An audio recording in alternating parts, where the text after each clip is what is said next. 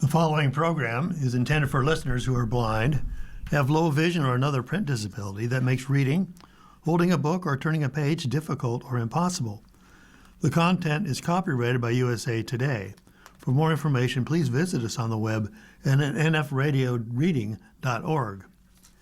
The Niagara Frontier Radio Reading Service now presents a reading of articles and features from USA Today for Tuesday, December 30th, 2025. Your reader today is Alan Blackburn. Millions under blizzard warnings. Storm blasts across the U.S., upending travel plans. A powerful winter storm barreling across the northern tier of the country dumped heavy snow across multiple states, causing delays on roads and at airports as authorities warned of dangerous travel conditions. Tens of millions of people were under blizzard warnings and winter storm warnings from Minnesota, Iowa to Michigan, New York, and Maine. On December 28th, Minnesota Governor Tim Walz authorized the National Guard to support emergency storm operations. More than a foot of snow was expected across the upper Great Lakes region, and double that amount was possible along the south shore of Lake Superior. Weather officials told people to avoid traveling, warning those who must drive to bring a winter survival kit in case they get stranded. Visibility in some areas could be near zero. Travel could be very difficult to impossible, said the Weather Service in an office in Marquette, Michigan, warning of wind gusts up to 50 miles an hour and 3 to 7 inches of snow. Major thoroughfares were closed and snow rendered them impassable, including a portion of Interstate 35 near Minnesota. The Arctic air is expected to march southward, breaking a days-long mild spell that brought record warm temperatures to several cities. More than 80,000 homes and businesses were without power in Michigan. In New York, more than 17,000 outages were reported, most of them in the western part of the state. In Ohio, more than 6,000 buildings were in the dark, and outages were also mounting in the south, where high wind warnings were active. In Texas, nearly 30,000 outages were reported. At airports nationwide, delays and cancellations over the weekend persisted. A ground stop was issued at Detroit Airport early on December 29th. Multiple airports were de-icing planes on their runways, including in Albany, New York, and Burlington, Vermont.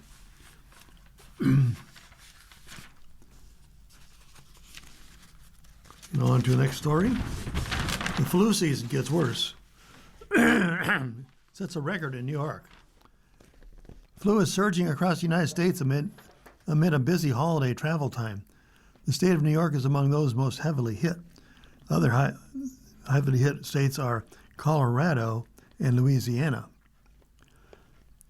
For the week ending December 20th, New York State reported its highest number of positive flu cases, 71,000 ever recorded in a single week, according to the New York State Department of Health. That represented an increase of 38% over the previous week.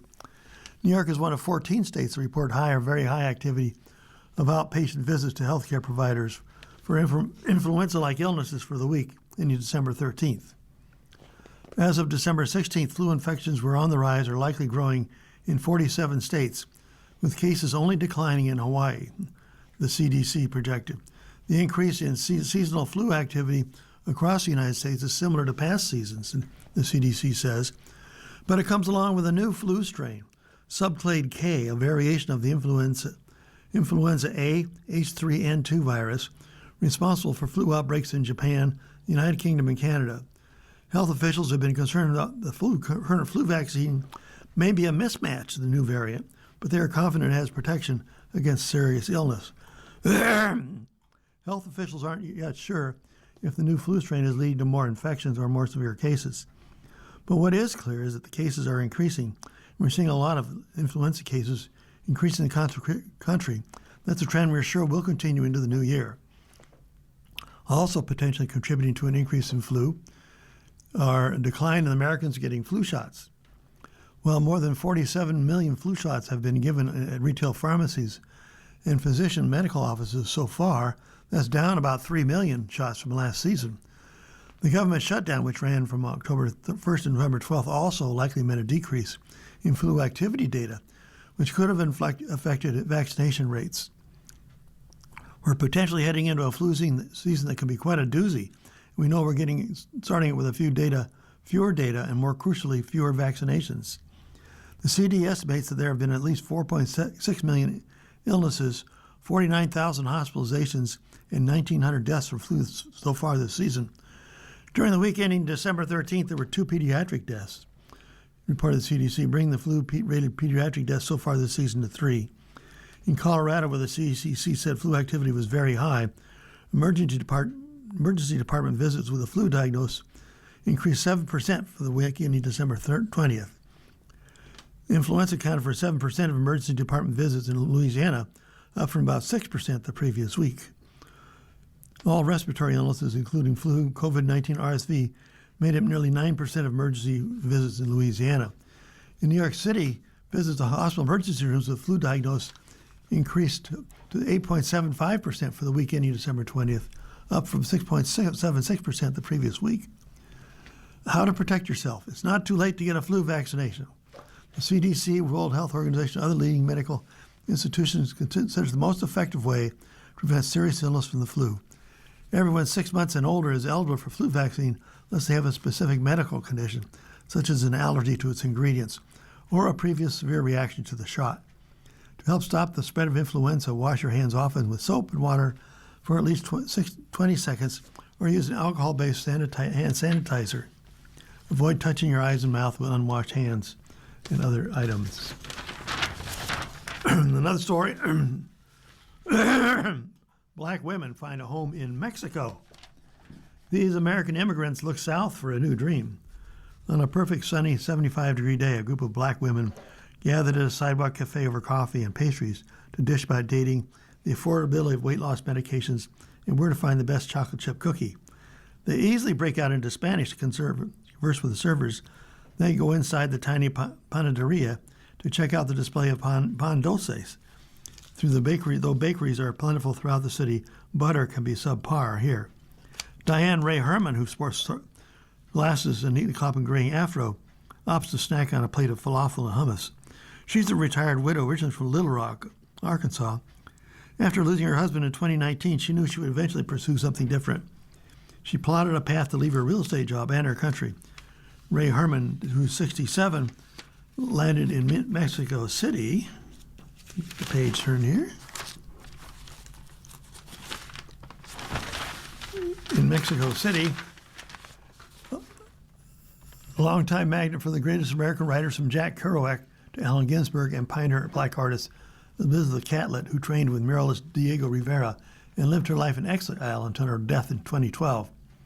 She was drawn to the possibility of shedding her own baggage of grief for a new existence, Blaxican, as some call it. It's a new American dream to escape the States, she told me. During the pandemic, many digital nomads left the United States to pursue the American dream elsewhere. Mexico's capital became a popular destination for forging new lives. Black women in particular are flocking to Mexico City, and while there's no way to quantify how many have relocated in recent years, there's a robust online community of them who have made the move from the USA or are visiting or considering the move. The reasons vary: a lower cost of living, more affordable housing, healthcare and medical procedures compared to the United States, a desire to live abroad, and America's political climate. Perhaps a deeper reason is, unlike their U.S. counterparts, the so-called American dream and its measure of equity and financial freedom has always been more difficult to achieve and sometimes out of grasp for black women. To be sure, Mexico is one of the most dangerous countries in the Western Hemisphere for women, and yet Mexico City is the country's cultural heartbeat, built upon layers and layers of rich history that is complex and alluring. It's the sound of street peddlers, knife sharpeners, and healers performing a cleanse in a cloud of copal incense. All this against a background of Michelin star taco restaurants, money laundering, smog, traffic, and the nexus of a 100-year-old drug trade. Perhaps some might refer to these women as expats, replaced from the growing community of digital nomads, but they don't see themselves that way. They call themselves immigrants. The difference in definition are nuanced and quite important to them. And most I spoke to are pursuing permanent residency in Mexico or have already established it. They have the freedom to come and go as they please, back to America to visit family, and then back home to Mexico. Walk through these streets and you'll experience people hawking fresh calla lilies, sunflowers and roses, and food cart vendors offering everything from tacos to tortas on just about every cracked sidewalk. You'll feel welcome not only by the sun, but by the people.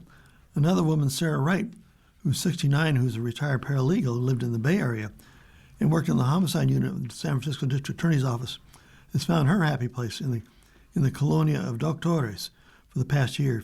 She's pursuing permanent residency while taking drawing and painting lessons, Spanish classes, and soaking up the sun on her daily walks. Wright, who's always loved big cities, wanted to escape the cold for the next chapter of her life. And she wanted to escape something else, something she described as uniquely American. Here I feel like a black person instead of a black person under suspicion, Wright told me. No one is tripping on me or making assumptions about me because I'm black. In many ways, it's a tale of two North Americas, and it's a juxtaposition not lost on black Americanos who have landed here. It wasn't too long ago when food menus were presented in Spanish.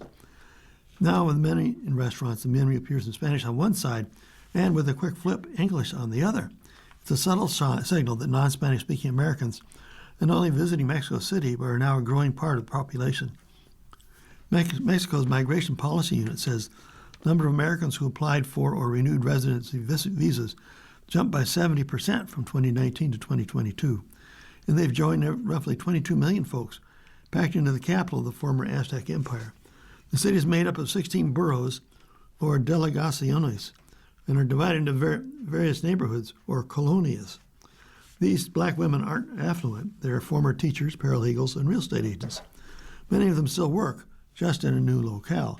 Zakia Harris told me that when the pandemic erupted, she was one of those who looked around and thought, maybe I can do something different. Being from Oakland, California, when we were one of the first places to go on lockdown, and followed by the George Floyd uprisings, followed by a lot of economic instability and crime, I came to Mexico City. At the time, Oakland was one of the hotbeds where protesters and police clashed. Tensions escalated. 4 independent investigations concluded in 2021 that the police department's officers committed more than 33 instances of excessive force with tear gas. Harris moved to Mexico City with her 16-year-old daughter, who is now 20. Safety was top of mind. As a person of African descent, I felt safe here. The life and wellness coaches who reside at the Colonia of Annapolis told me. It wasn't just about me being some digital nomad wanting to live somewhere else. I came here with residency. I came here to create a home and create a life for my family, and it really checked off all those boxes. But it's difficult for these Americans to ignore the realities of their homeland, particularly how Mexican undocumented immigrants, or sometimes immigrants will have legal status, are being treated in the United States. The Trump administration's deportation efforts, officers sometimes dragging people out of their workplaces, vehicles, and homes without probable cause, fuels resentment among Mexicans who have welcomed Americans to their country. And there's anger among those Americans who have moved to Mexico City and felt welcomed, because scenes from back home, the immigration crackdown of Mexicans living in various cities without legal status appears cruel and inhumane. It's the polar opposite of their experiences. Yes, Mexico City is a place where prejudice exists, and yet it's vastly different. So there's a personal code of ethical conduct they've adopted, an unspoken apology. They understand their privilege and the importance of engaging with Mexicans. Some will rent only for Mexicans. Shopping at local and street markets is a must, as is an immersion of the cultural language. I feel very strongly about supporting the local economy, Harris said. I have an issue with Americans that come here and want to shop completely at Walmart and big box stores. I think it's really important to see ourselves as global citizens, to understand that I'm a visitor here, and I do not use the word expat. I'm an immigrant. I'm immigrating into another country. I have permanent residency. I'm a green card holder in Mexico, just as many people are green card holders in America. So I'm always aware of my privilege and my position as a black woman.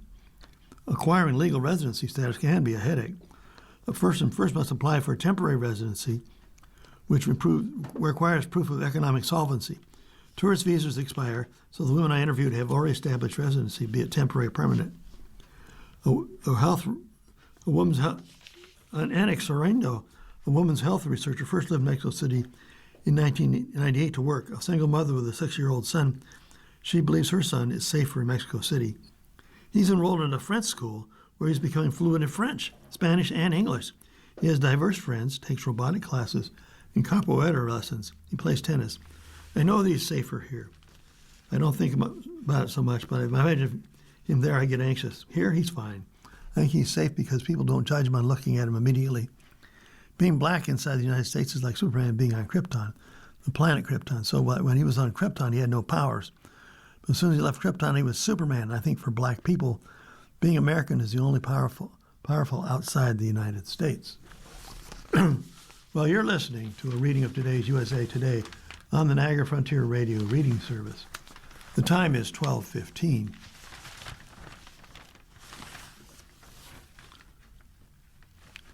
China stages record drills designed to encircle Taiwan. Experts worry about a message from Beijing. China launched its most extensive war games around Taiwan on December 29th to showcase Beijing's ability to cut off the island from outside support in a conflict testing Taipei's resolve to defend itself in its arsenal of U.S.-made weapons. The Eastern Theater Command said it had deployed troops, warships, fighter jets, and artillery for its Justice Mission 2025, exercises to encircle the democratically governed island, conduct live fire and simulated strikes on land and sea targets, and drills to blockade Taiwan's main ports.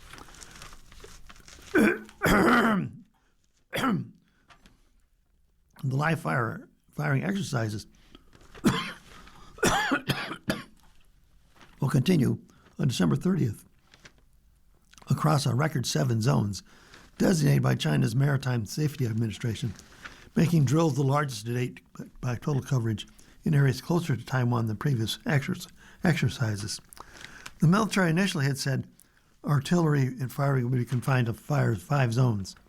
China's 6th major round of war games since 2022, after then U.S. Speaker Nancy Pelosi visited the island of Taiwan, follows stronger rhetoric promoting Beijing's territorial claims in response to Japanese Prime Minister Sani Takahashi, suggesting a hypothetical Chinese attack on Taiwan could trigger a military response from Tokyo. Taiwan rejects China's claimed sovereignty, maintaining that only its people can decide the island's future.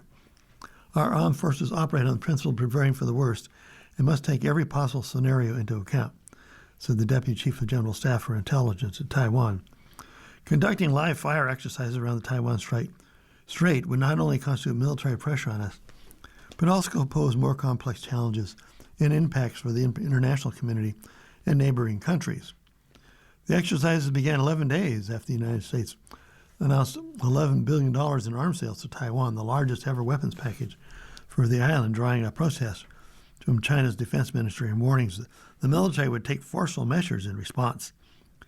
China is sending a strong message on external interference, says a researcher at Taiwan's National Defense, pointing to how China had completely cut off air and sea links with Japan for 3 zones to Taiwan's north. Analysts say Beijing's drills increasingly blur the line between routine military training exercise and what could be the stage setting for an attack, a strategy intended to give the United States and its allies minimal warning of an assault. The Chinese military also released a video depicting automated humanoid robots, microdrones, and weaponized robotic dogs attacking the island, futuristic technology that China has never showcased before. A researcher at Chinese military told state media the exercises were justified by concern over increasing interoperability between Taiwanese and U.S. combat systems, which he says raises the risk of a direct clash between the 2 superpowers. Taiwan's government condemned the drills, while its defense ministry posted a video on Facebook showcasing various weapons, including U.S.-made HIMARS rocket systems, a highly mobile artillery system with a range of about 300 kilometers that could hit coastal targets in China's southern province of Fujian on the other side of the Taiwan Strait in the events of a conflict. The island's Coast Guard said it had deployed large ships to face off against Chinese Coast Guard vessels near its waters and was coordinating with the military to minimize the drill's impact on the maritime fishing grounds.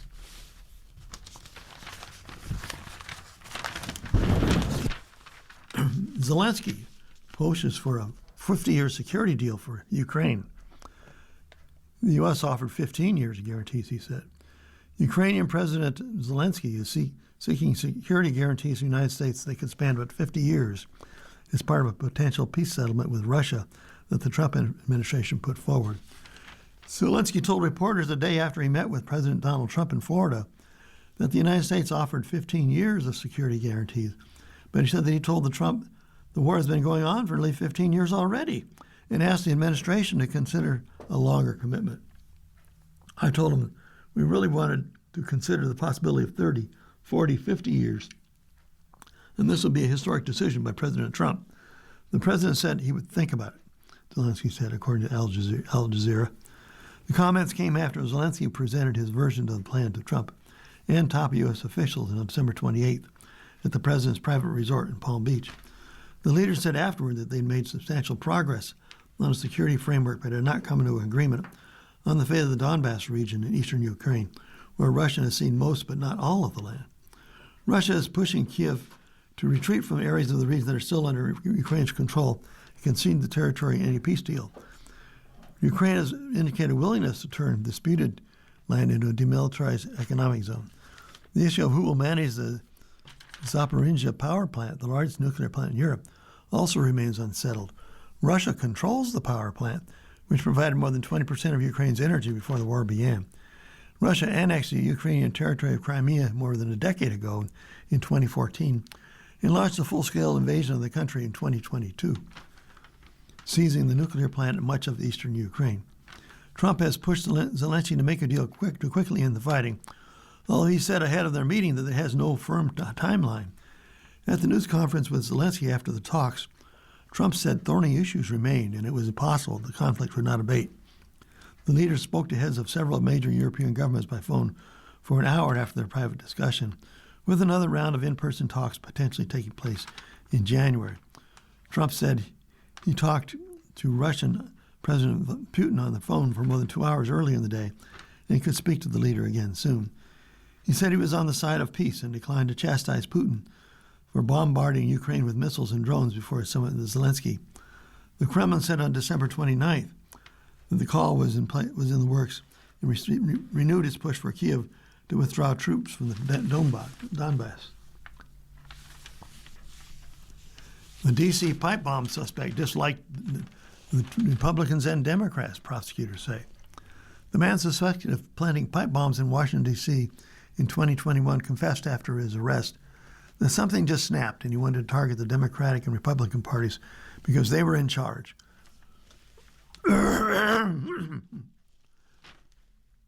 Brian Cole, who's 30 years old, was arrested earlier in December and charged with transporting and planting 2 pipe bombs. Prosecutor accused him of placing the pipe bombs in the offices of the Democratic and the Republican national committees on the night before the riot at the Capitol on January 6, 2021. The devices, which were discovered on the day of the riot, did not detonate, and no one was hurt. After a nearly 5-year investigation, U.S. Attorney General Pam Bondi announced it on December 4th that Cole had been taken into custody. He made his first court appearance in the U.S. District Court for the District of Columbia on December 5th and was ordered to remain jailed without bond. In a memo filed December 28th, the Justice Department requested that Cole stay behind bars while they wait for trial. A detention hearing is scheduled for December 30th. The defense's choice of targets risked the lives not only of innocent pedestrians and office workers, but areas of also of law enforcement, first responders, and national political leaders who were inside the respective party headquarters or drove by them.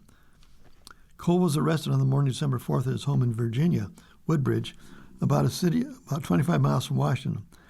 The memo says that after his arrest, Cole was interviewed for hours and initially denied manufacturing, transporting, and planting the pipe bombs. When investigators asked about his whereabouts on January 5th, Cole said he drove himself to Washington by himself to attend a protest related to the 2020 election. I didn't agree with what people were doing, just like telling half the country that they just needed to ignore it. I didn't think it was a good idea, so I went to the protest, the memo said, quoting Cole. But as the interview continued, prosecutors said Cole confessed to traveling to Washington to place 2 pipe bombs outside the headquarters. He also told investigators that if people feel something as important as voting in federal election is being tampered with, then like someone needs to speak up, right? Someone up top, according to the memo. The defendant felt that people up top included people on both sides. Public figures should not ignore people's grievances or call them conspiracy theorists, bad people, Nazis, or fascists, the memo continues. After the investigators questioned Cole's motive, he said something just snapped. After watching everything get worse, and that he wanted to do something, and the parties because they were in charge. Prosecutors added that when Cole was asked why he placed the devices at the Republican and Democratic National Committee meeting buildings, he responded, "I don't like either party at this point." According to the memo, Call also detailed his construction, transportation, and planning of pipe bombs to investigators during the interview. He told investors he made black powder using charcoal, sulfur dust, and potassium nitrate that he bought from Lowe's. Cole said he learned how to make black powder from a video game by watching science-related videos on YouTube. Prosecutors said he then assembled the pipe bombs in the hours before he drove to Washington. The defendant placed one of the devices in his backpack, exited his car, walked toward the DNC, and set the timer on the first device to a maximum duration of 60 minutes, and planted the device into the DNC. The defendant then returned to his car, retrieved the second device, placed it in the backpack, and walked to the RNC, where he set the timer for 60 minutes and planted the device. Later in the interview, the memo says Cole said he had not tested the pipe bombs before planting them. The memo adds that when Cole learned the pipe bombs did not detonate, he was pretty relieved and asserted he placed the devices at night because he did not want to kill people.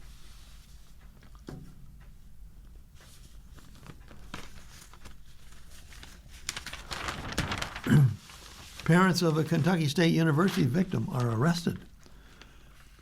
The parents of a student who was fatally shot in an on-campus shooting at Kentucky State University this month were arrested in Indiana for alleged intimidation, according to court records. Chardonnay Cleveland and DeJohn Darrell Fox were charged with intimidation in Vanderburgh County, Indiana, on December 23rd. Court records showed Cleveland and Fox cash bonds were set at $1,500. Authorities accused Cleveland and Fox of making online threats toward Jacob Bard of Evansville, Indiana, according to a probable cause affidavit. The Fox and Cleveland left comments on Facebook that were perceived as threats against Bard and his family.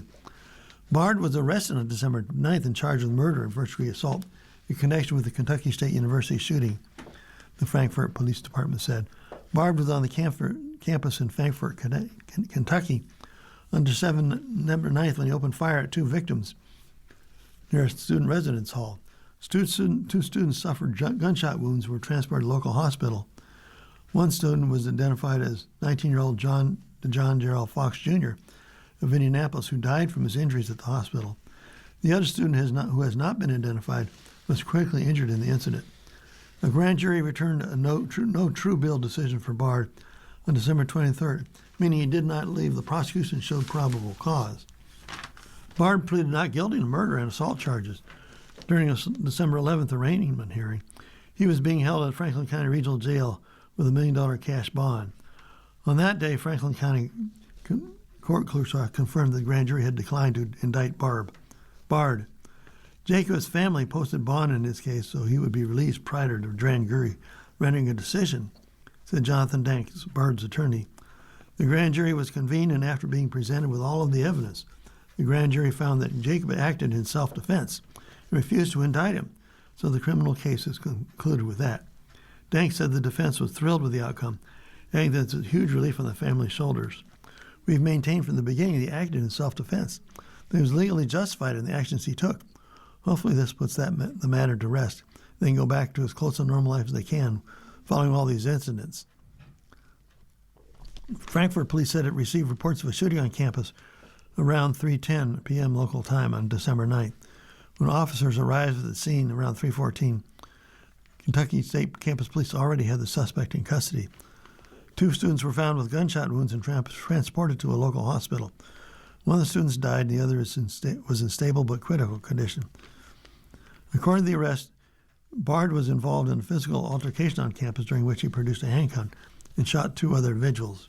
He's the father of two baseball players at the university and visited the campus on December 9th to discuss his children's safety following a previous altercation involving one of his sons. Frankfort police confirmed that John Darrell Fox Jr. was killed in the shooting. William Hurt said Fox Jr. was pronounced dead at 4:33 p.m. local time on December 9th. Well, you're listening to a reading of today's USA Today on the Niagara Frontier Radio reading service. And the time is 12:29. And we're going on to the money section. Cash is still king for American consumers. Advocates continue to protect payment choice. Americans have many payment options other than cash, Still, they don't want the choice of using paper and coin currency to disappear and support laws that require most of U.S. businesses to accept it. An increasing number of businesses go cashless or put restrictions on whether they accept cash as payment. Consumers also want to keep the option, citing such factors as privacy and the lack of access to credit and debit cards for the unbanked. In a study by the Siena Research Institute, 85% said they had paid cash or something within the last 30 days. Debit cards are the most popular form of payment among respondents, with 35% preferring them, as compared to 24% said they preferred cash and 24% credit cards. But 84% of the respondents said they oppose the United States moving to a cashless society. The study was commissioned by the Payment Choice Coalition, a group of businesses and organizations that support cash use. Cash is important and it's not going away, said Jess Thins, who represents the Payment Choice Coalition. People's support of cash usage acceptance spans the political and income spectrum, with some wanting the choice to protect their privacy and others noting that 25 million American households who are unbanked or underbanked don't have access to non-cash methods of payment. Cash can also be helpful if there's a natural disasters or national emergency where electrical or communication grids across the country are disabled and access to machines that process electronic payments is not available, said Jay Zagorski, an economist and clinical associate professor at Boston University. If the United States gets attacked, the banking system is going to be one of the first things targeted, he said. Future wars are probably going to be cyber wars, and you might think you're wealthy, but if you're cut off from all electronic access to your funds, then you really can't spend the money, he told USA Today. While Zagorski is an advocate for cash, he's not suggesting people stop using electronic methods of payment.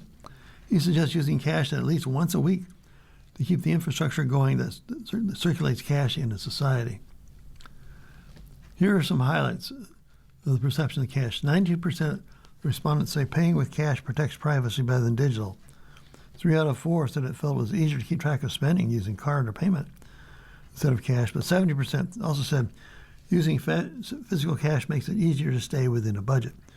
Those using less cash, the reasons include the convenience of using cards or mobile payments, less in-person shopping, not carrying cash regularly, and stores or businesses not accepting cash. Nearly 6 in 10 survey respondents said they believe all businesses, regardless of size, should be required to accept cash.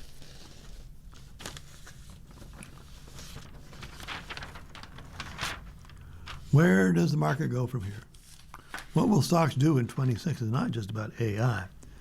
As 2025 comes to an end, the economy seems stable. The S&P 500 is up more than 15% so far this year, and inflation is relatively tame. Yet Americans have the kind of gloomy views about inflation, politics, and the job market that are normally only seen during recessions. It's a good reminder there can be a disconnect between the big picture and individual American wallets. But most strategists forecasting more of the same for 2026. It's an opportunity to dig into the larger scale drivers of what expect to be a relatively healthy economy and stock market.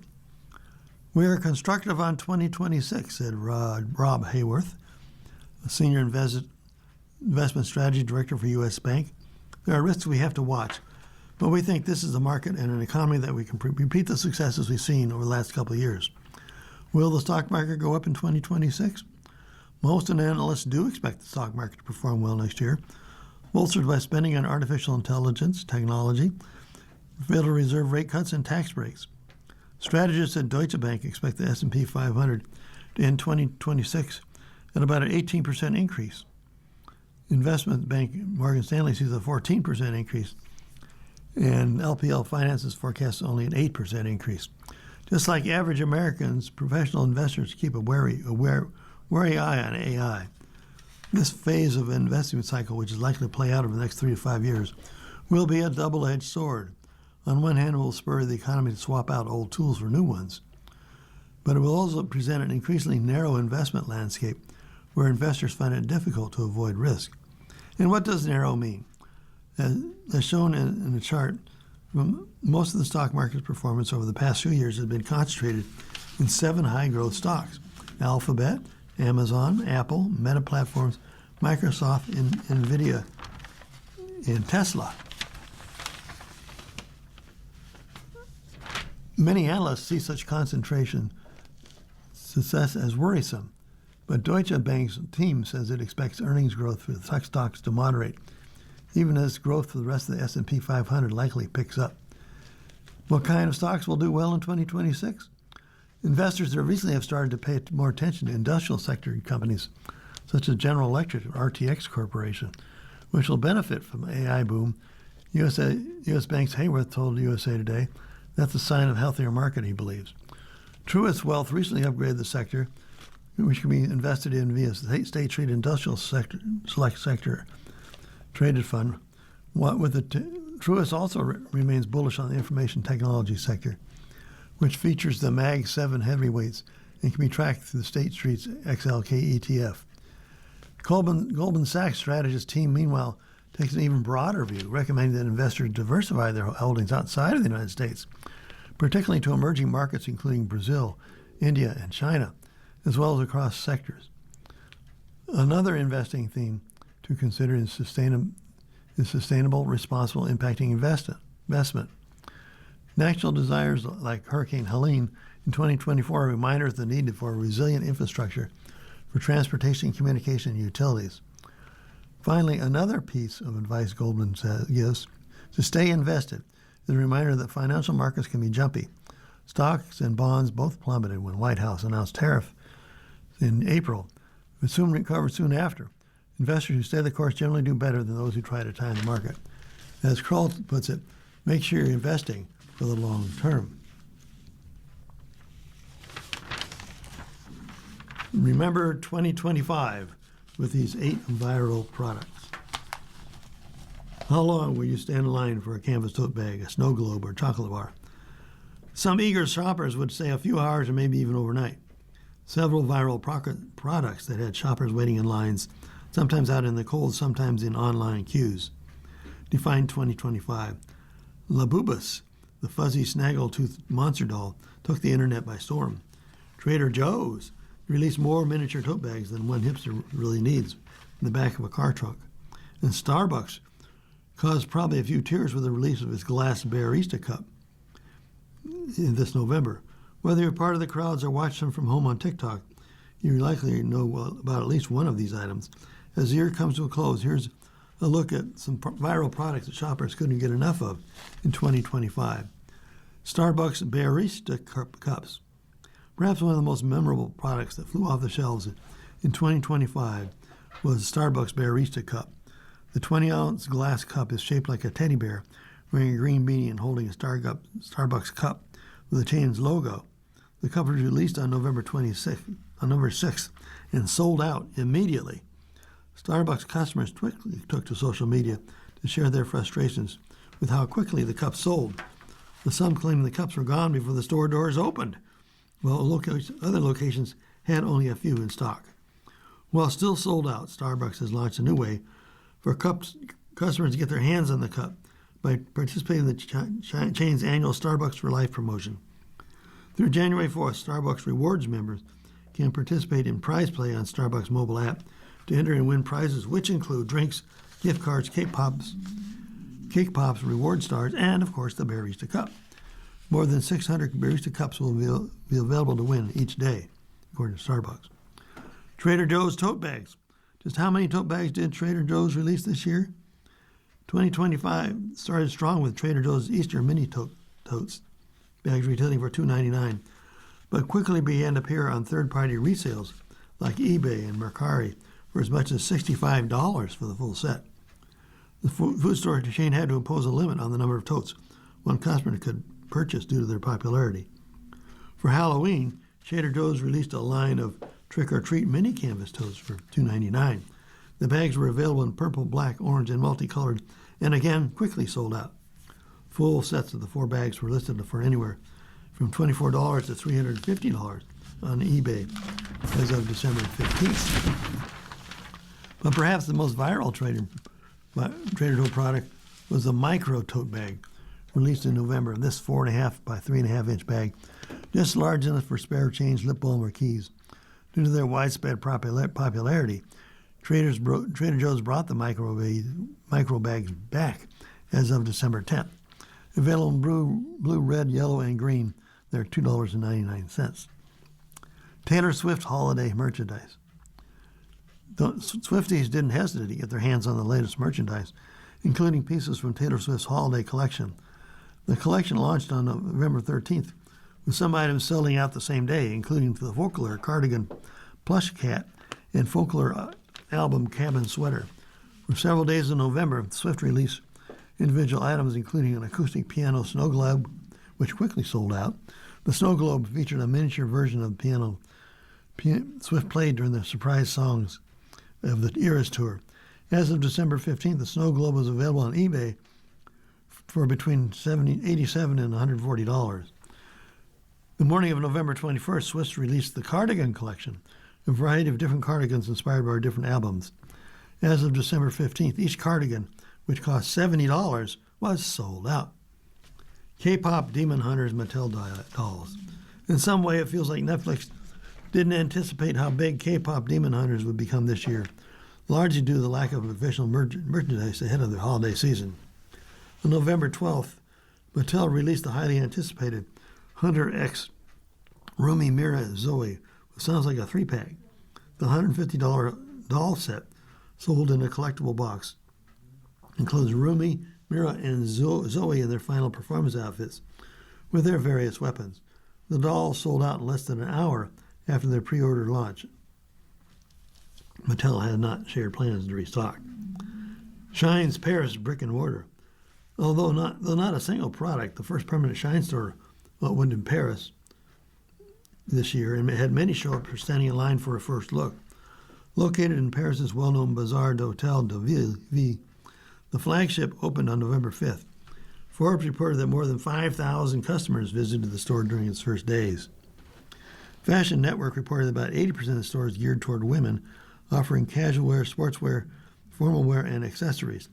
Despite the long lines, the store received a great deal of backlash, with Paris residents, lawmakers, and retailers claiming that the Chinese fast fashion retailer will hurt French street shopping. Labubu's. Labubu's, the beloved, I'm not sure I'm pronouncing that, Labubus. The beloved and sometimes despised Pop Mart dolls probably took over in 2025 with their fuzzy footy pajamas, glaring eyes, and sharp fangs. There's a picture of them here. Labubus will likely go down as one of the year's most iconic products. Throughout the year, Chinese toy company Pop Mart released countless Labubus, including a Halloween collection, a miniature series, and a Coca-Cola branded collection. The toys, often sold in blind boxes, so customers don't know which character they're getting, are available as keychains, action figures, and jewelry. Vans Old School sneakers. Several limited edition sneakers dropped in 2025, selling out quickly, including Vans Premium Old School shoe. I remember wearing those shoes back when I was a kid, which with a pre-worn style, including metal coloring, tweed fringe, detailing laces, and soles that look dirty. The sneakers sold out within just one day this July. Originally $125, the sneakers are available on third-party resale sites like eBay for $600.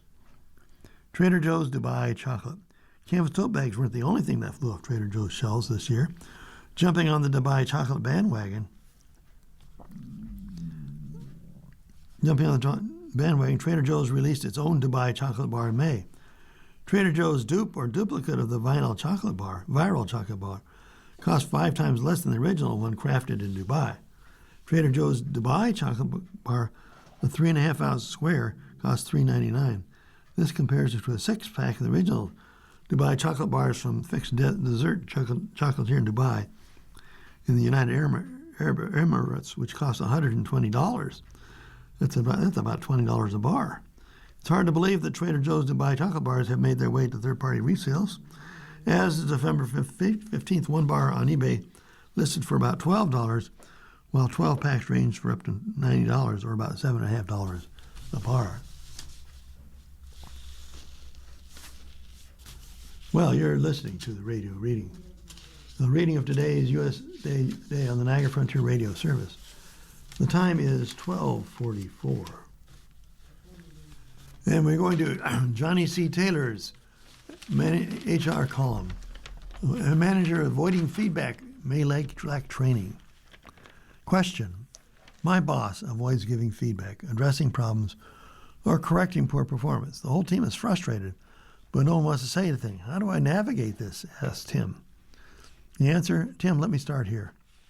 You're probably not imagining this.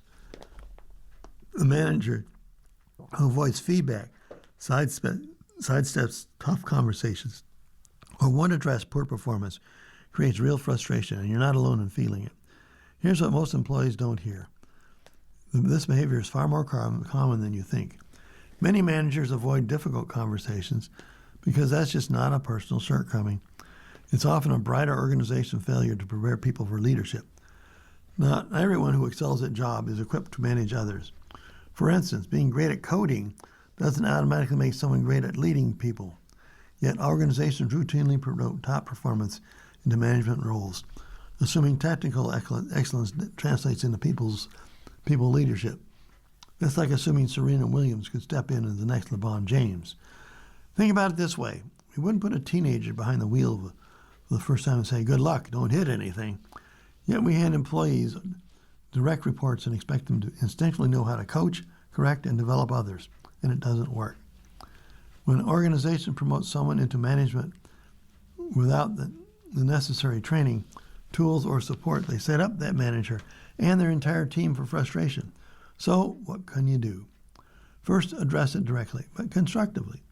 Ask for a conversation focused on clarity, not blame. You might say, I benefit from clear feedback.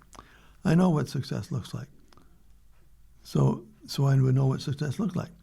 Or when performance issues aren't addressed, it affects the whole team. Can we talk about expectations? The goal is alignment and better outcomes, not criticism. Second, know when to escalate with tact. If the lack of feedback is hurting performance or morale and a direct conversation goes nowhere, bring it to each HR or senior leader. Frame it around support. Our team could benefit from clearer expectations and more structured feedback. Is there training or guidance available? And finally, learn from what you're seeing. Great managers aren't born, they're built. Watching what doesn't work is often the clearest vision of the kind of leader you don't want to be. At the end of the day, waiting for a reluctant manager to suddenly become a confident coach is a losing strategy. If you want to change, you may need to create the conversation. Do it respectfully, do it thoughtfully, and do it to help both you and your team succeed. There's another story on professionalism. Don't take losing the professional job tag personally.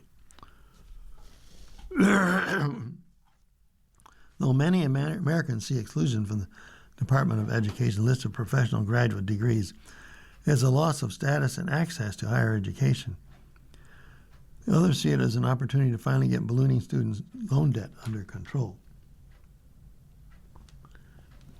The Trump administration has updated which majors fall under its definition of professional degrees that are eligible for higher student loan limits, and only 11 made the cut.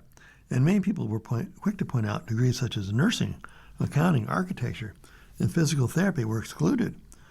Opponents say the proposed guidelines, which must go through a comment period before becoming finalized early next year, would prevent people from being able to afford pursuing the excluded professions. But some say lowering the limits, coupled with the Education Department eliminated unlimited Graduate Plus loans for the cost of attendance, and lowering the cap for Parent Plus loans may end up helping reduce student debt for many borrowers. Debt will still drop if students give more consideration to their budgets and degree costs, and enrollments drop in expensive schools. Expensive schools may have to find a way to cut their prices to compete, they say. The idea is rooted in the Bennett hypothesis. In 1987, former Education Secretary Bill Bennett suggested that increased federal student aid allows colleges to raise tuition prices because subsidies will cover the cost for students. So as hurtful as it may be to hear that your degree isn't considered professional, some experts consider it less about the status of your career than about how much you can borrow from the federal government. And most students who are studying in excluded professions don't borrow at the higher limits. said Jack Wallace, a director at private student loan provider, Verify. Which degrees qualify as professional?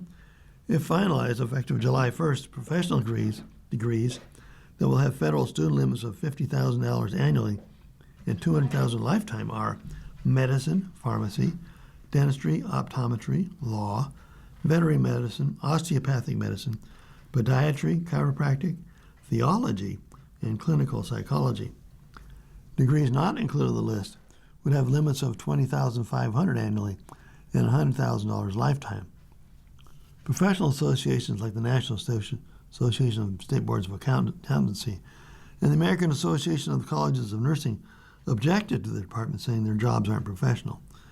Classifying accountants as anything other than professional fundamentally misrepresents the critical work that certified public accountants perform, work that is responsible for the integrity of the global financial systems on which businesses and individuals rely.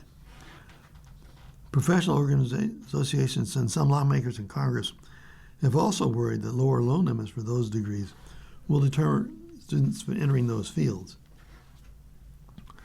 The classifications will undermine the ability of nurses, physical and occupational therapists, social workers, public health workers, mental health counselors, and other essential healthcare professionals to finance their education, wrote Timothy Kennedy of New York Department of Education in a letter to Department of Education, also signed by 69 of his colleagues in Congress.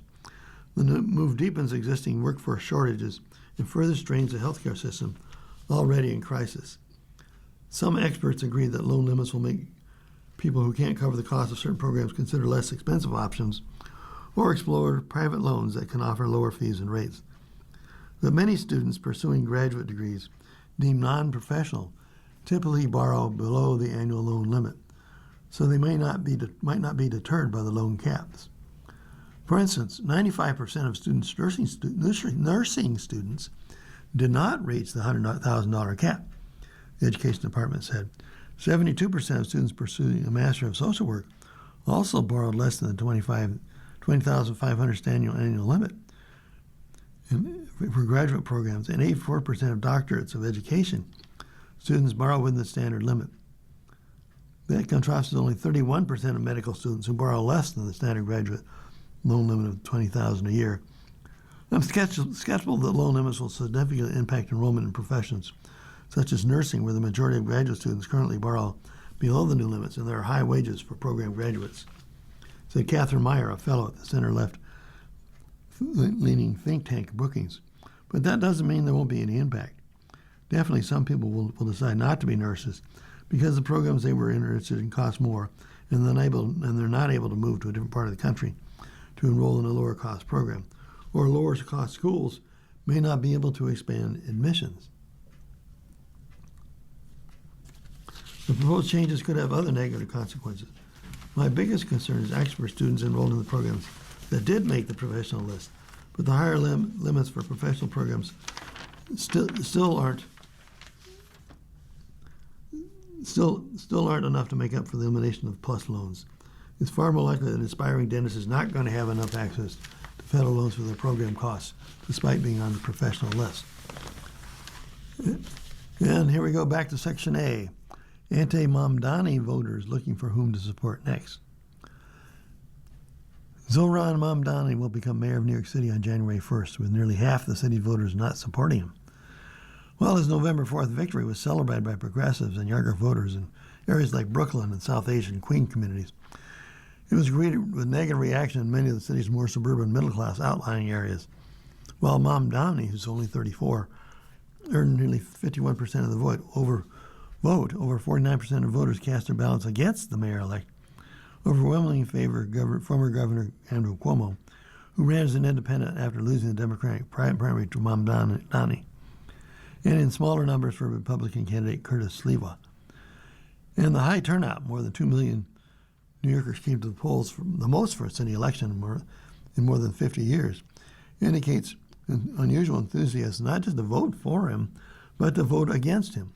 In other words, he enters the office with an intensity of support and opposition no other recent mayor has faced.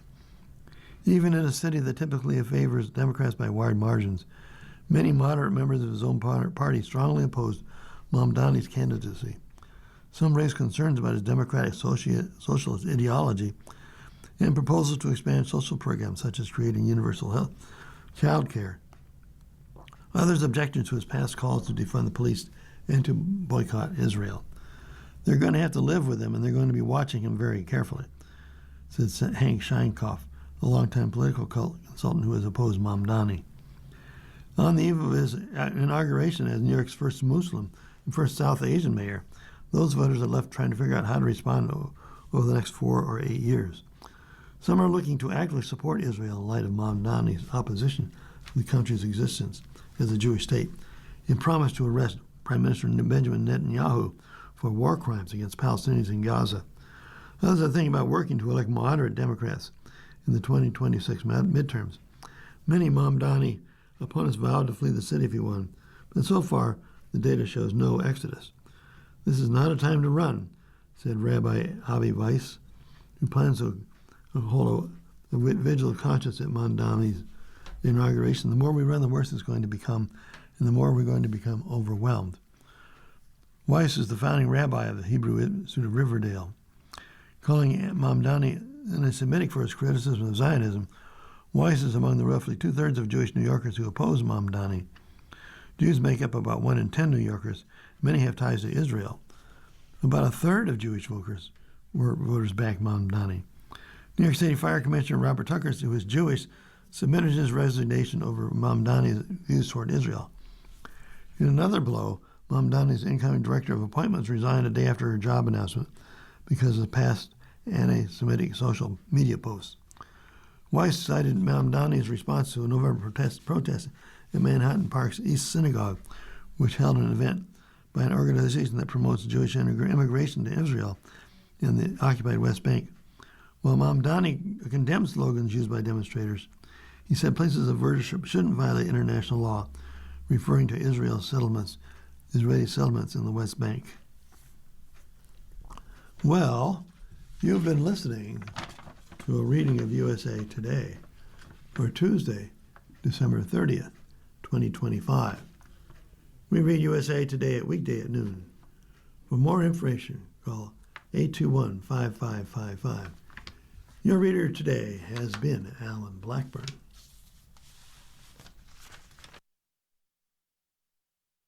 Hello, this is Marian Heatherly, Community Engagement Coordinator for your Niagara Frontier Radio Reading Service, and I'd like to talk to you as another year comes to a close. We've been reflecting on what we've accomplished in 2025 and what needs to be done in the new year, and you, our listeners, are at the heart of everything. The most important message we want to share this holiday season is thank you to all of our listeners who have supported radio reading in 2025 by listening, by making a donation, by attending an event, by spreading the word about us, by connecting a new listener with us. You're incredibly important to us as we review our accomplishments of the past year and plan for the future, so we can keep our programming free for everyone who needs it and reach more people who would benefit. On behalf of the entire team at Niagara Frontier Radio Reading Service, may the joys of the holiday season be with you all.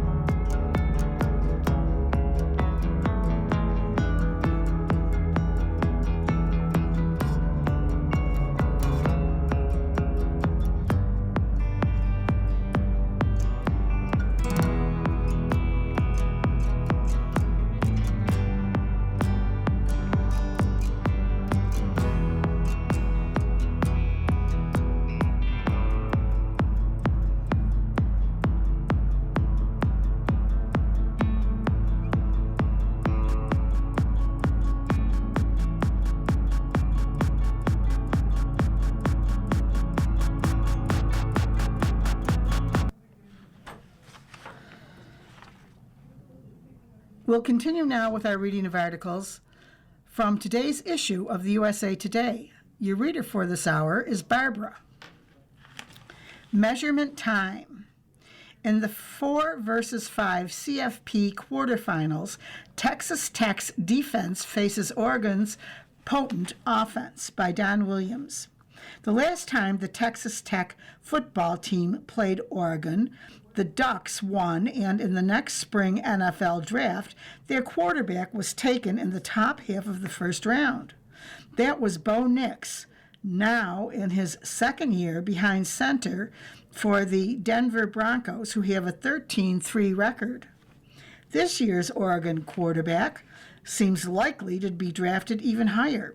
Dante Moore is pegged to go first or second overall in many mock drafts, provided he leaves school early, and the Red Raiders will face him on New Year's Day in the Orange Bowl. I think the thing he excels at for them is really doing a great job of managing the offense. Tech defense coordinator Sheil Wood said Saturday, December 27th, they give him the ability to do a lot of things within what they do schematically, and he just has a really good master of what they're doing, being able to get them into some checks, into maybe a better play at times based on the look they're seeing, and then just distributing the ball across the field and playing within the parameters they have. He's a very talented player, but you can see on tape he has a really good understanding of what they're doing and puts them in really good positions to be successful. Texas Tech and Oregon, both 12-1, square off at noon Eastern Time, ESPN, at Hard Rock Stadium in Miami Gardens, Florida. It's a 4-seed, 5-seed quarterfinal matchup in the college football playoff. Moore has completed better than 72% of his passes this season for 3,046 yards and 28 touchdowns. He's yielded 12 sacks, and that's an area in which the Tech defense excels. Edge defenders David Bailey and Romello Height have 13.5 and 9 respectively. As a team, the Red Raiders have 39, tied for 6th in the football bowl subdivision. They'll have to be wary of Moore's ability to escape, though. He has a good pocket presence, Height said. He has a good feel for when he's feeling pressure, and he knows how to move. He can throw the ball well, can move in the pocket great. It's going to be critical to collapse the pocket because he can easily slip through a gap. He can move around and stretch out a play to 6 to 8 seconds easy. Moore is a 6'3", 206-pound sophomore from Detroit. He began his career at UCLA, playing in 9 games with 5 starts in 2023 as a true freshman. Upon transferring to Oregon, he played in 5 games last year but maintained redshirt status. He was a 5-star recruit coming out of high school. He was a 5-star recruit coming out of high school, and his stock's not diminished over the past 3 seasons. The consensus of most current NFL mock drafts has Moore as the number 2 overall pick, and a few project him as number 1. Moore said in mid-December he's not decided whether he'll declare for the draft, but that's one team that knows for sure it'll be facing him soon, the Red Raiders. I think he's pretty accurate, said Tech cornerback Bryce Pollock, who leads the Big 12 with 5 interceptions. I think he has a good deep ball. He sits in the pocket pretty well. He's an NFL quarterback. He's projected pretty high in the draft. So, yeah, he's going to be a challenge for sure. Tex Morton, confident as ever. Just when Baron Morton got his multi-year shoulder issue fixed last offseason, the Texas Tech starting quarterback came down with a leg injury in the season opener, one that has been an issue for the past 3 months. Thanks to the near month-long break between the Big 12 Conference Championship game and the college football playoff, Morton has had plenty of time to get right. While he may not ever be 100% this season, he's as close as he can be ahead of the Orange Bowl matchup. It's better for sure, Morton said Sunday. It's been a focus. We've had time off to get to work things like that, so I think it's been good. Morton's season has been a mixed bag. The fifth-year season has been great when he's on the field, but that has been inconsistent.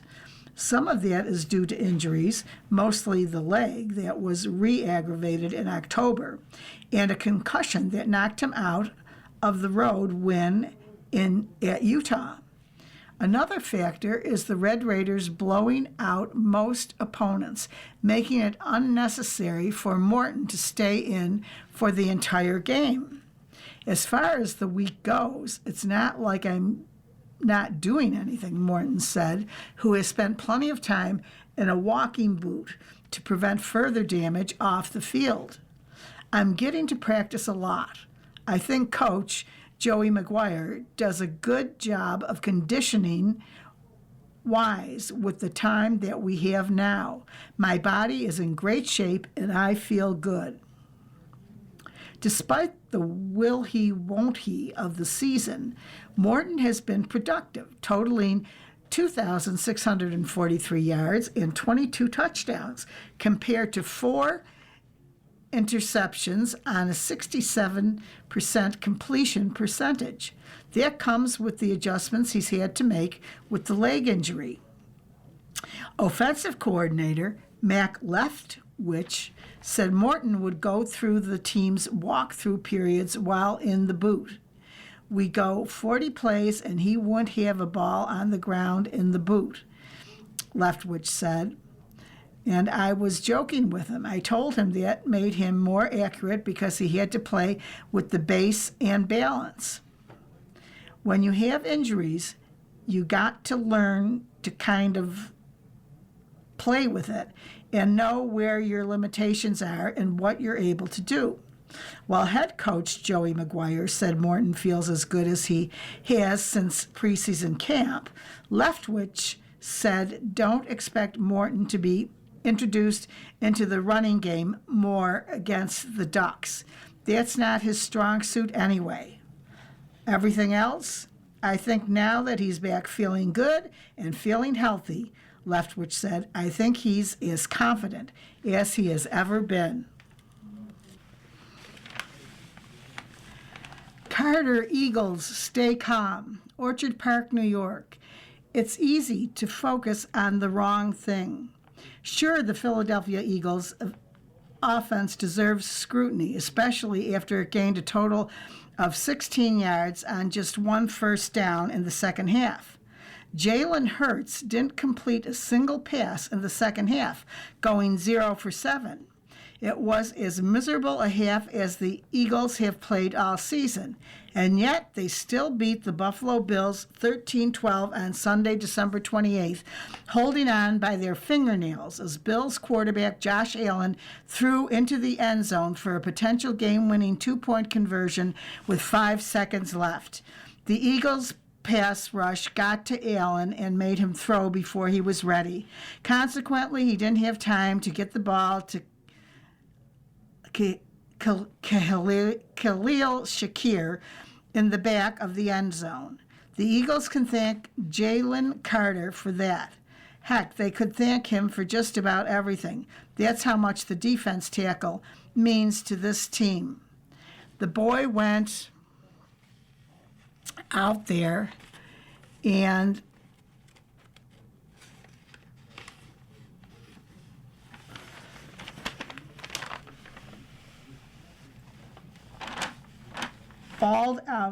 fellow defensive tackle Jordan Davis said, "That's JC. We all know that. He has the ability to do that every game, and he went out there and made some plays, blocked an extra point, got a sack. It's just JC. He's a baller. To have him back makes my job easier, makes everybody's job easier." And that goes to his demeanor that rubs off on the rest of the defense.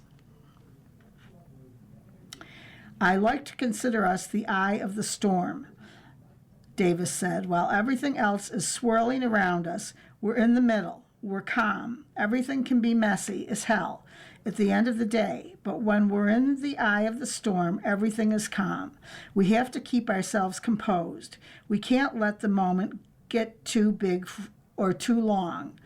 That's Carter. Look past his one tackle to the impact he had on the game. He blocked an extra point try in the fourth quarter after the Bills scored their first touchdown with 5:11 left in the game. The block meant the Bills trailed the Eagles by a touchdown and an extra point. So when the Bills got one more chance and marched down the field for the touchdown, the Bills couldn't win the game with the extra point. They could only tie it and force overtime. But Bills coach Sean McDermott decided to go for 2 points and the victory. The Eagles denied them. Carter also had a sack on Allen late in the first half, putting the Bills in a 3rd and 18 situation by overpowering 347-pound guard Cyrus Torrance to get to Allen. The Bills punted, and the Eagles scored just before halftime for a 13-0 lead. This is what the Eagles missed for the past 3 games as Carter sat out with injuries to both shoulders. He had a non-surgical procedure on his shoulders after the Eagles' 24-15 loss to the Chicago Bears on November 28th. Carter admitted that the plan was so bad he couldn't even do, the pain was so bad, he couldn't even do a push-up. And now it felt good, Carter said about his shoulders, way better than before. "I guess this shot really did its thing. I felt good all game." Sure, the Eagles' defense played well enough without Carter, holding the Los Angeles Chargers in check during an overtime loss, then shutting out the Las Vegas Raiders and burying the Washington Commanders. The Raiders and Commanders are a combined 6-26. The Bills, meanwhile, needed a win to stay in contention for the AFC East Division title, with a quarterback in Allen who's an elite passer and runner. That's where Carter makes a difference, and that's especially true when the playoffs begin in 2 weeks, with the Eagles hosting a first-round game as they try to repeat as Super Bowl champions. And that's especially true with an offense that still maddeningly goes hot and cold from half to half. The Eagles took a 13-0 lead at halftime as Hurts completed 13 of 20 passes for 110 yards.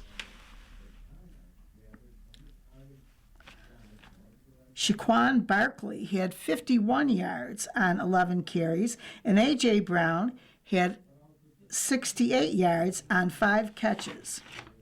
You are listening to a reading of today's issue of USA Today on the Niagara Frontier Radio Reading Service. The time is 16 minutes after the hour.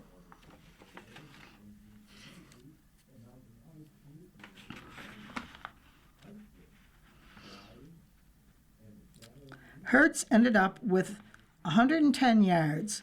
Brown didn't have another catch, and Barkley gained 17 yards on 8 carries in the second half.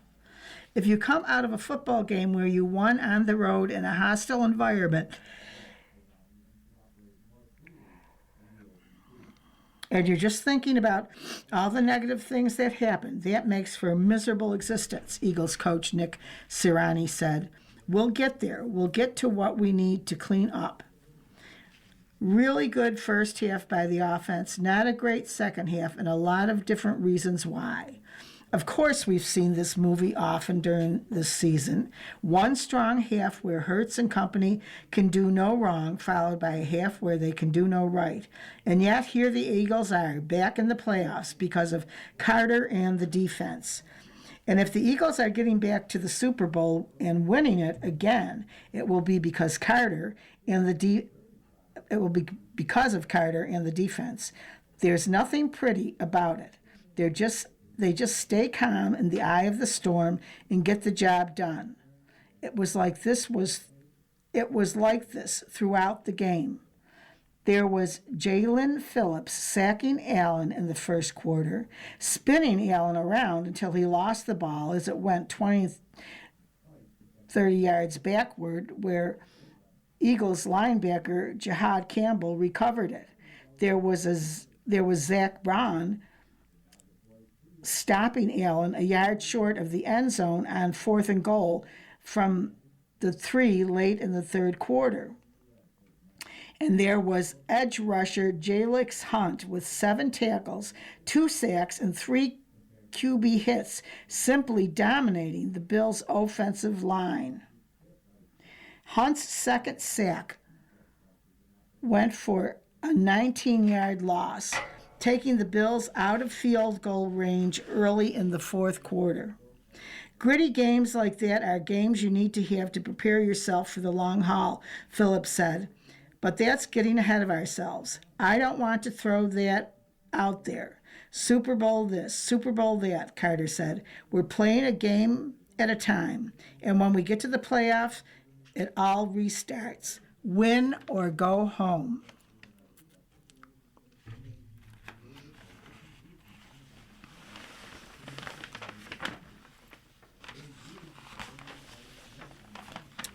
Seahawks show off a smash mouth D.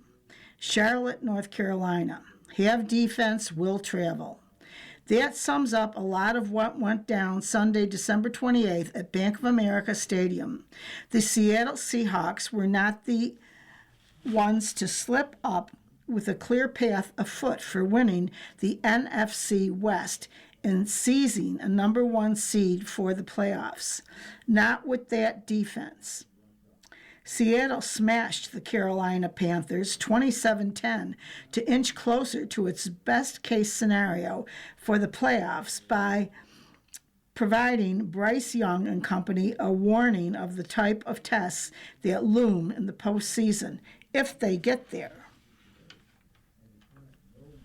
Sure, Young scored a touchdown on a nifty 10-yard run to make it a one-possession game early in the fourth quarter, but that was the aberration. The Seahawks, 13-3, took control of the game by converting 2 Carolina turnovers into touchdowns in the third quarter. First, it was Cuba Hubbard. It was a Cuba Hubbard fumble as Ernest Jones IV violently ripped at the football. DeMarcus Lawrence punched it out, and that set up Zach Charbonnet's 2-yard TD run. Then Julian Love intercepted Young to set up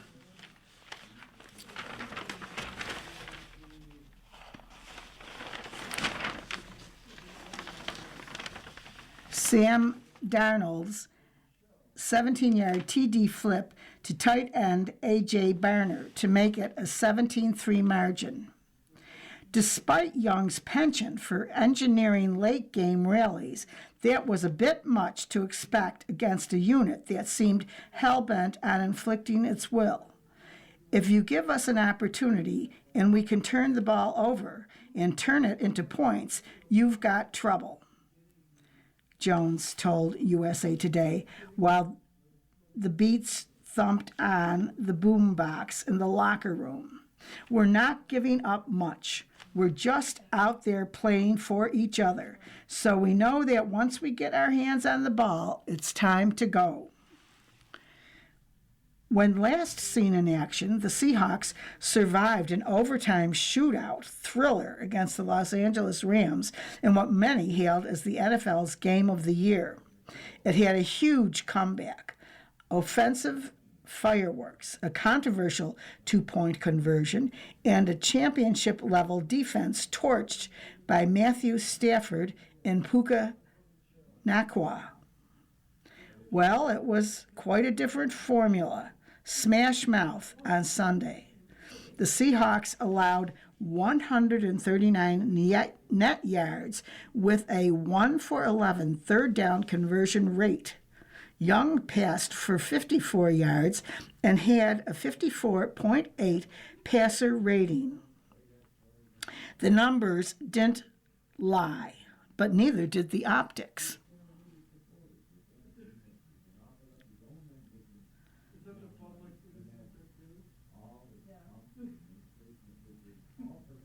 When they review the film, the Seahawks will notice a scant few, if any, missed tackles. For a unit that has been one of the league's best all season, the group had what was likely its best tackling game of the season, a clinic with many contributors. In one case after another, yards after the catch were squashed with open field steps. And yes, the numbers support it. Carolina's longest reception went for 8 yards. Those are critical yards, Seahawks coach Mike Macdonald said. They say when you get towards the end of the season, teams will have a hard time tackling. Guys aren't as fresh, rookie safety Nick Amanawari said. We just make that an emphasis to work on it.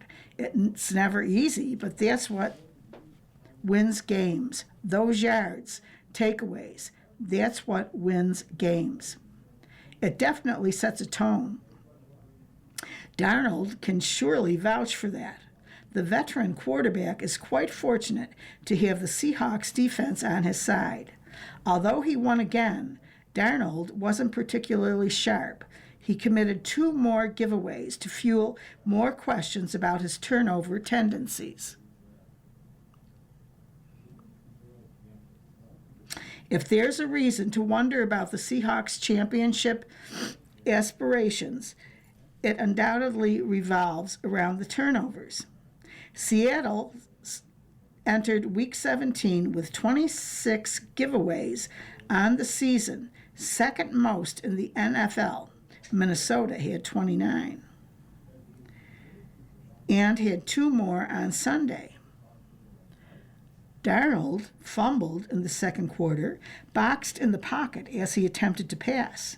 But after giving the Panthers possession at the Seattle 26, the Seahawks defense limited damages to a field goal after Hubbard hit a brick wall for no gain on a 3rd and 1 plunge. Early in the third quarter, Darnold was picked off in the end zone by Mike Jackson on a throw that was apparently deflected as it came nowhere close to intended receiver Jackson Smith-Njigba. But the defense saved Darnold again, and on just one snap with Jones forcing the Hubbard fumble. Still, the Seahawks will be hard-pressed to flirt with such disaster when the competition rises in the playoffs. McDonald tried to downplay concern, but that's a tough sell. It's really just the ball being in jeopardy, McDonald said during his post-game news conference. Deflections, those things happen. Really, if we take care of the front end better, it won't be as big of an issue. There's so much to like about the Seahawks' viability for the playoff run, particularly given the foundation of McDonald's defense. Carbonet had his most productive game of the season, rushing for 110 yards and 6.1 per carry, in teaming with Kenneth Walker III for a formidable 1-2 punch. Rashad Shaheed was knocked out of the game in the first half with a concussion, yet has proved vital as the wide out opposite Smith Najiba and as an explosive kick returner. And if Darnold gets hot, and I don't think as a team we've really played a complete game for 4 straight quarters, Jones said. So we need to have those games. But ultimately, we've been making the plays when needed. We'll have that game when we put it all together for 4 quarters. Watch out. The Panthers, 8-8, can envision growth, too. Yet, in another sense, they were unable to take advantage of a great opportunity, with the Miami Dolphins hanging an upset on the Tampa Bay Buccaneers. Carolina could have clinched the NFC South title with a victory. Instead, the Panthers will meet the Bucs in a showdown in Tampa next weekend, shaping up to decide the division crown. The Seahawks, meanwhile, have a similar arrangement when they visit the San Francisco 49ers in the regular season finale. The Seahawks also will have a chance to claim the top seed in the NFC playoffs. Jones, for one, knows what to expect. A dogfight, man, he said. I'm mentally ready for it. I'm sure they are. So let's do it.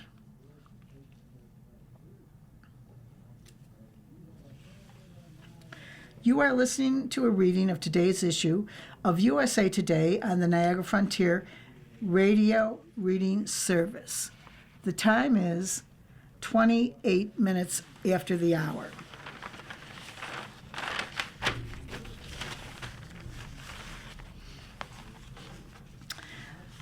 Life.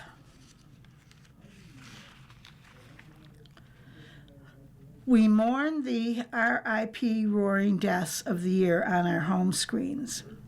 On New Year's Eve, we sing, "Should Old Acquaintance Be Forgot?" But we never forget the biggest TV deaths of the past year. Ned Stark, Sean Bean, lost his head on Game of Thrones in 2011. That still hurts. Derek McDreamy Shepherd, Patrick Dempsey, departed Grey's Anatomy in 2015 in a car accident we're still dissecting.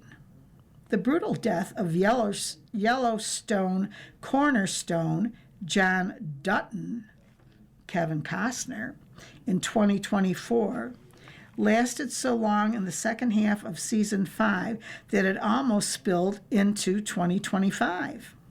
But 2025 had its own traumatic televised casualties.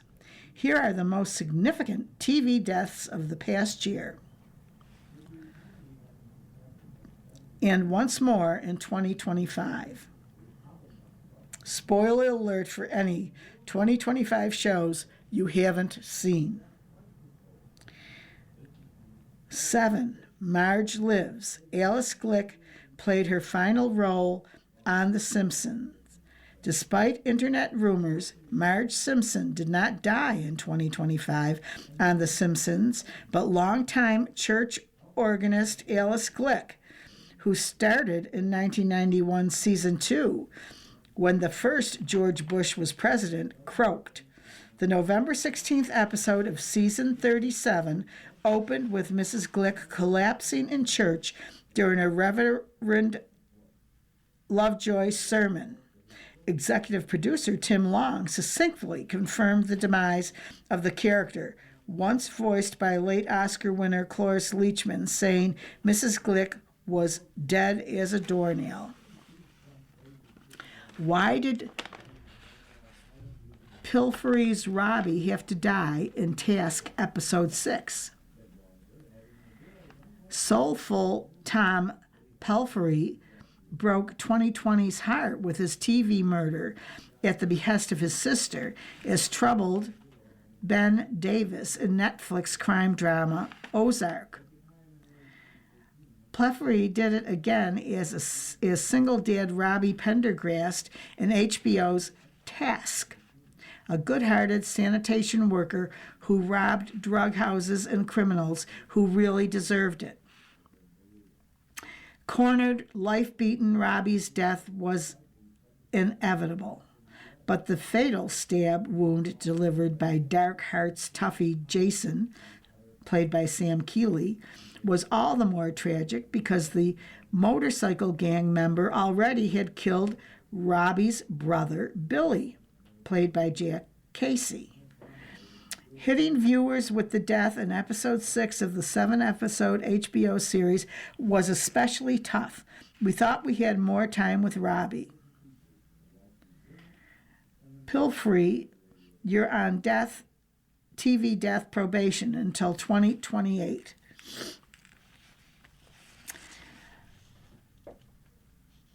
Five, Van Yellowjacket's death was the cruelest season 3 cut. Yellowjackets season 3 was a full-on bloodbath, but no death hurt as much as Van's, played by Lauren Ambrose, even though the adult plane crash survivor was on borrowed time with terminal cancer. Van made the moral choice not to stab fellow survivor Melissa, played by Hilary Swank, to cure her cancer through supernatural forces, only to have Melissa plunged the knife into Van's heart. Cue the Radiohead tearjerker exit music for a film. Needle drop show flashes to Van's teen self, played by Liv Hewson, and then both Vans talking on the fatal plane. After all that Van and rekindled lover Tessa, Tawny Cypress, had been through, we hope these two were endgame. 4. Socialite Alexandra gave the ultimate Dutton death in 1923. For most of 1923 season 2, plucky and pregnant Alexandra, played by Julia Schleifer, traveled across oceans and continents to reunite with her honky American husband, Spencer Dutton, played by Brandon Skellner. After ships, trains, and a fatal final car ride, Alex escapes her snowbound car, leaving her frozen stiff fellow travelers. Fighting off death herself, frostbitten Alex reunited with Spencer along snow-covered train tracks in the April 2-hour series finale, shot in Texas summer. Doctors want to amputate her blackened limbs to save her, but Alex refuses to ensure the birth of her premature son, named John Dutton, who might just be the grandfather to Kevin Costner's John Dutton. With the drama dial frozen stuck at 11, Alex dies with her heartbroken husband lying next to her. White Lotus. Couple's death was hard to swallow. The fevered discussion around season 3 of HBO's The White Lotus was which one of the luxury resort's characters was going to die in Thailand and how. Tortured Rick Hatchett, played by Walton Goggins, was high on the hit list because of his reckless quest to avenge his father's death, like a floral shirt wearing Inigo Montoya. Likewise, Rick's sunny younger girlfriend, Chelsea, Amy Lou Wood, was a distinct possibility. But to have Chelsea killed in the final shootout crossfire, and then heartbroken Rick, fully aware of the damage he had wrought, was as hard to swallow as a poisoned pina colada. We're calling 911 about Bobby Nash's death. As the steady fire captain of the 11-8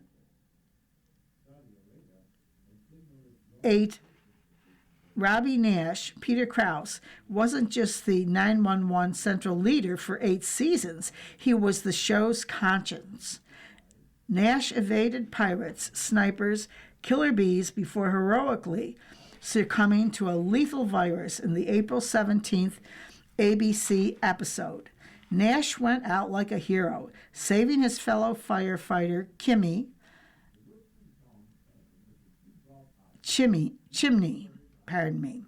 fellow firefighter Chimney, played by Kenneth Cho, and making sure his crew was safe. He had one last conversation with his wife, Althea, Angela Bassett, who wept as they touched hands through a glass partition. Number 1, Joel's death in Last of Us was a national seismic event. The millions who played the Last of Us video game knew about Joel Miller's death. But the bulk of the unsuspecting TV-watching world had zero idea that the killing machine with a heart, Pedro Pascal, would die, much less in episode 2 of season 2 of HBO's Smash series. And it was the brutality of it all, beaten to death with a golf club. Vengeful Abby Anderson, played by Caitlin Dever, teed off on Joel to avenge her dead father in a torturous, soul-destroying scene after Joel had saved the lives of Abby and her group.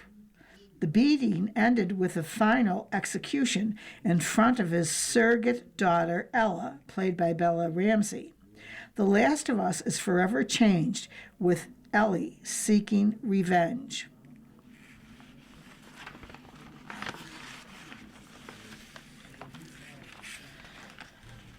Hudson in tune with both song sung blue and being the cool mom. For Kate Hudson, there was only one opinion that truly mattered at the premiere of Song Sung Blue in New York City. Hudson's oldest son, Ryder Robinson, a New York University student whose father is musician Chris Robinson of the Black Crowes, Hudson's ex-husband, watch his mother on screen in the Neil Diamond-inspired drama, in theaters now, for the first time at the gala event. Ryder, 21, thought Hudson, 46, was, well, so good. I could see his pride, Hudson tells USA Today. He looked at me and was like, Mom, and then he just went, wow. Ryder is far from alone in his strong reaction to Hudson's Golden Globe-nominated performance as Claire Sardina, half of the 1990s Milwaukee tribute duo Lightning and Thunder. The role, opposite Hugh Jackman as Mike Sardina, requires Hudson to belt the Diamond songbook and carry the dramatic load in the based on a true story saga of struggling singers with big dreams, all in a Friday fish fry fluent Milwaukee accent. Hudson's famous parents, Goldie Hawn and Kurt Russell, have been supportive from the start, attending a spring private screening in Los Angeles when the actress saw her performance for the first time. I texted the family group chat, and my parents were like, "We're in," she says. It was wonderful to watch it for the first time with them because it reminded me of movies I saw as a little girl that made me say, "I want to do that." Movies that made me want to be an actress. Song Sung Blue returns Hudson to the serious awards conversation after 25 years. A musical bookend to her Oscar-nominated Golden Globe-winning breakout role as Penny Lane in Cameron Crowe's Almost Famous. Many of us fell in love with Kate Hudson as Penny Lane, says Song Sung Blue writer and director Craig Brewer. Kate still has that smile and that light in her eyes, which is everything this movie is supposed to be about. We're all a little older. We've lived a life, but there's still more living to do.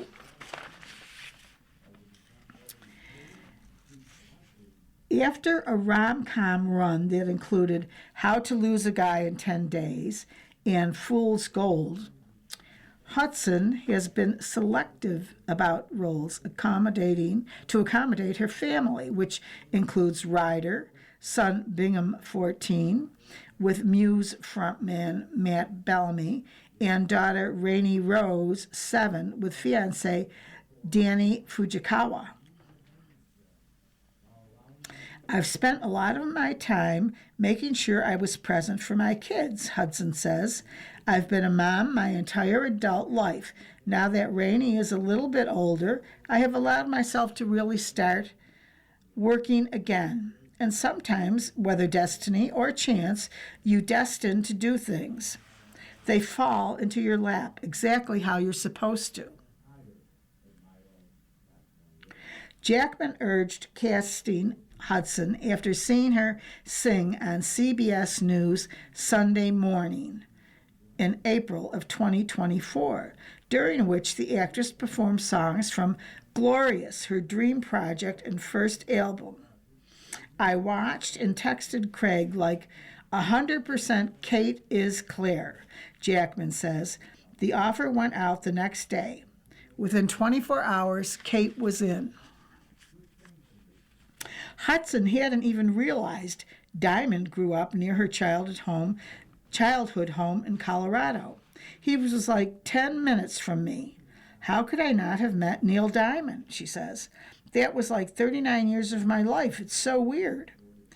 In her biggest movie musical role, Hudson shows the chops to joyously sing the Diamond catalog and powerfully visit Claire's solo specialty, Patsy Cline.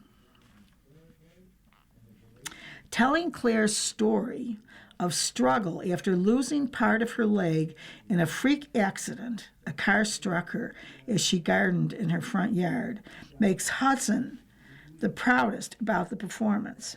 This movie offered me the opportunity to do something where I wouldn't be the first person on the list to do this, and that's to delve into a character like this. When you do things that are successful, especially in romantic comedies, they want to keep you there. They don't want to see you outside of those things. The gasp-inducing car scene is intense, and it keeps Hudson from bringing young Rainey. That would be too hard for her, Hudson said. She's too young to see Mommy going through that on the screen.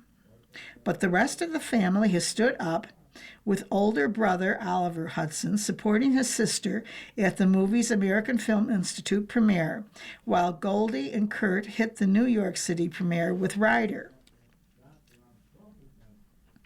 Hudson made up for lost Diamond time by flying to Colorado to visit the retired singer, 84, who praised the finished film. You are listening to a reading of today's issue of USA Today on the Niagara Frontier Radio Reading Service. The time is 45 minutes after the hour. Both the visit and Diamond's FaceTime call to Hudson and Jackman on the FI red carpet were pretty emotional, she says. He said he wished he could be there, but he couldn't, but he loved the movie. He even said that he wished his mom and dad could have been there to see it, which I thought was really sweet. Chevy Chase still feels the sting of snub by SNL 50. Chevy Chase, a member of the inaugural Saturday Night Live cast in 1975, attended February's 50th anniversary festivities, but did not appear in skits like other former stars did. The first anchor and a co-creator of the satirical news segment Weekend Update, starred in the first season alongside Dan Aykroyd, John Belushi, and Gilda Radner. And in CNN's upcoming documentary, the 82-year-old reveals that not being featured hurt his feelings. Chase's wife, Janie, whom he wed in 1982, says in I'm Chevy Chase and You're Not, premiering New Year's Day, 8 Eastern time, Pacific time, that up until the day the special aired on February 16th, Chase was told there were 2 bits he might be part of. They were going back and forth, and then all of a sudden, no, there's no bit. There were a couple of versions of Update, SNL's creator Lorne Michaels confirmed in the documentary, and we went back and forth on that. There was also a caution from somebody that I don't want to name that Chevy wasn't as focused. Martin Short, a cast member from 1984 to 1985 who starred with Chase in the 1986 comedy Three Amigos, defended NBC's long-running sketch show. There's 50 years of casts, said Short, 75, in the film. Billy Crystal, no bigger star than Billy. He didn't say a word that night. It's just too many people to fill. But Chase's middle daughter, Kaylee, disagrees. He should have opened the show with It's Saturday Night, she suggests. That's it. They didn't even need to use him more. But come on, guys, that was it. That honor went to Paul Simon and Sabrina Carpenter, who opened SNL 50, the anniversary special, with the 1966 Simon and Garfunkel hit Homeward Bound. It was kind of upsetting, actually, Chase says, and this will probably be the first time I'm saying it, but I expected that I would have been on the stage too with all the other actors. When former castmates Garrett Morris and Lorraine Newman went on the stage there, I was curious as to why I didn't. No one asked me to. Why was I left aside? Why was Bill Murray on stage? Chase continues. Why was I not? I don't have an answer for that. I did bring it up once in a text to Lorne and then took it back. I said, okay, I'll take it back. It's silly. But it's not that silly. Somebody's made a bad mistake there. I don't know who it was, but somebody made a mistake. They should have had me on that stage. It hurt.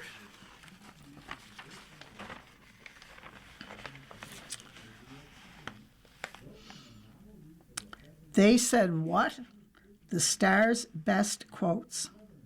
What happened to Rob and Michelle is an obscenity, an abyss in lived reality. The only thing that will help me to accept it is the passing of time, Martin Scorsese wrote of his friend and fellow director Rob Reiner in a guest essay for the New York Times published December 25th.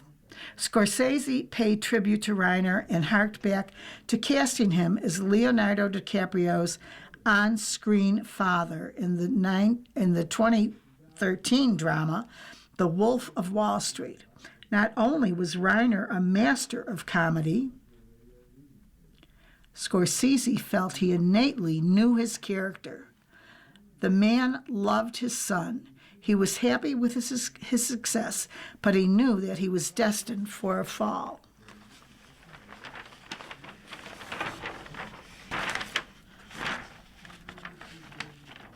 From stage to screens, these have stayed with us all year, the best performances of 2025.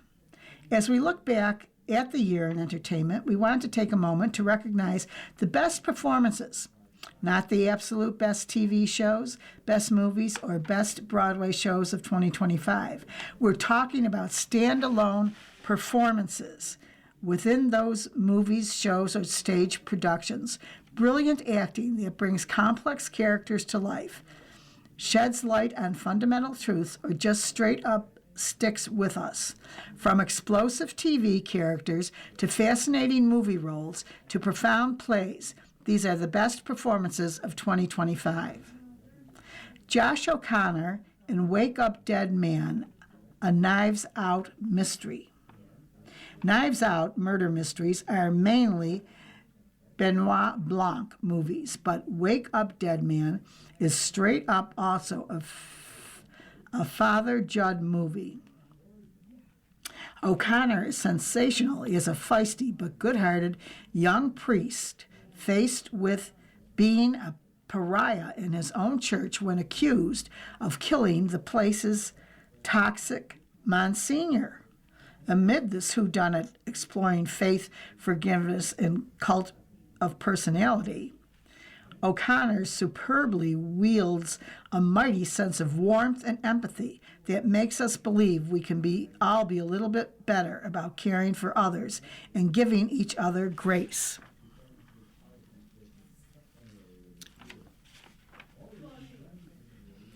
Billy Bob Thornton's in Landman.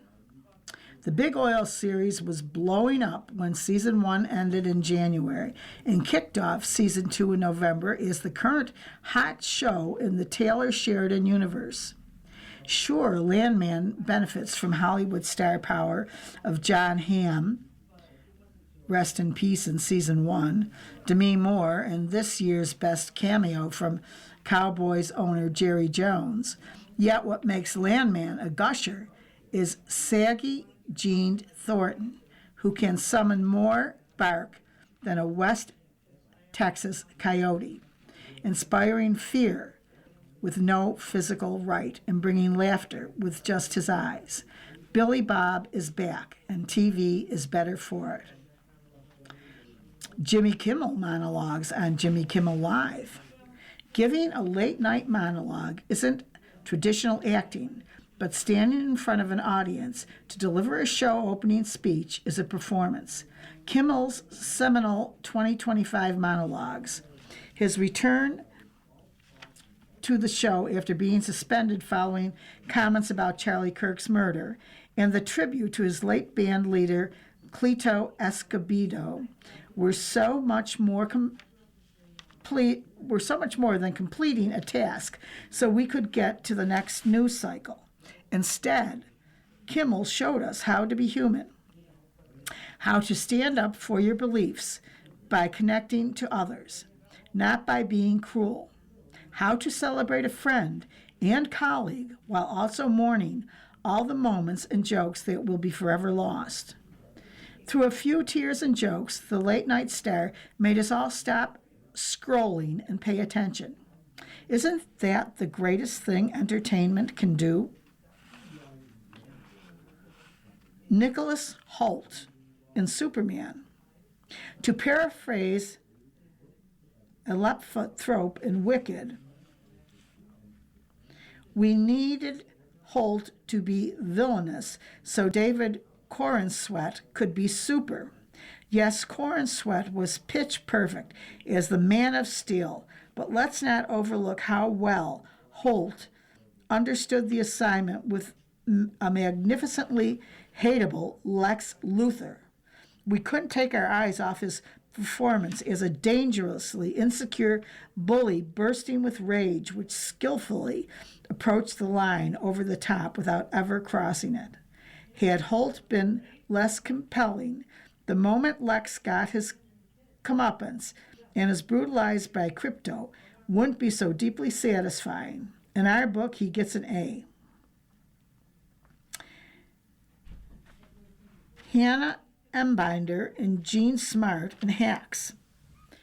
Hacks, season 4, suffered from too much vindictiveness between stand-up maven Deborah Vance, played by Smart, and her sardonic Gen Z writer Ava Daniels, played by Embinder. But in episode 4, Deborah's vulnerabilities emerge. She suffers a panic attack during the dress rehearsal of her new late-night talk show.